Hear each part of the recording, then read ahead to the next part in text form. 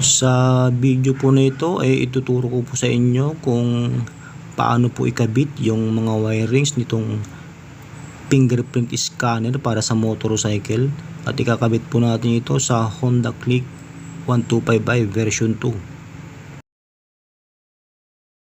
Bale, ito po yung mga connections ng relay, yung NC na normally close, tapos yung COM at NO na normally open.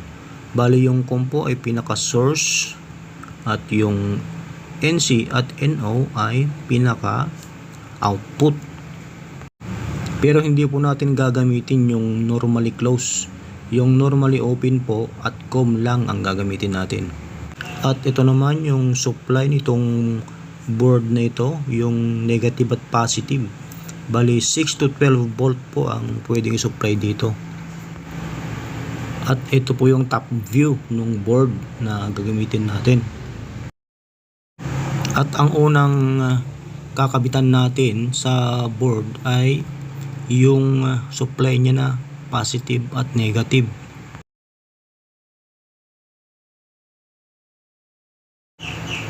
Siyempre, bubuksan nyo po yung casing ng Honda Click para makita nyo yung mga wires niya. At yung positive supply niya ay dito po natin ikakabit sa black wire na ito. Itong wire po na ito, itong black po na ito, bali ito po yung pinaka main source ng mga accessories, main source na positive supply. Ito din po yung sinasabi na brake light switch. Nakakonekta po ito dito sa preno. Kapag pinindot mo yung preno at pindutin mo yung start, ay automatic mag-i-start yung motor. At susunod po nakakabitan po natin ay yung negative supply nung board. At hanapin nyo po itong socket na ito, na socket ng mga maraming wires. Ito po yung mga maraming wires po na konektado sa socket na ito. At hanapin nyo po yung wire na green na mayroong lining na orange, at yun po yung ground. At yung negative supply ng board ay pwede nyo rin pong ikabit sa body ground ng motor.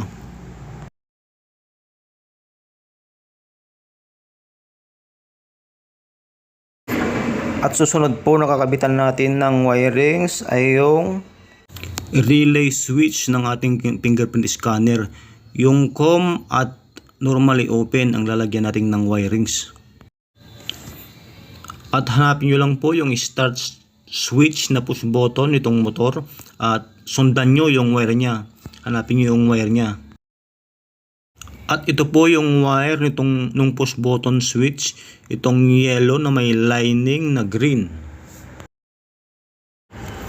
At putulin nyo po itong wire na to at dito ikabit yung wires nung relay nung fingerprint scanner, yung COM at saka normally open o NO. At kapag naikabit na, ito, ganito ang itsura. Kahit magkabaliktad po yung NO at COM, okay lang po, wala pong problema yon. Pagkatapos po nyan ay pwede na po yung wirings at pwede nyo na pong install ng maayos, tsaka nyo na pwedeng gamitin. At sa susunod po na video ko ay ituturo ko po sa inyo kung paano mag-register ng fingerprint sa fingerprint scanner na ito.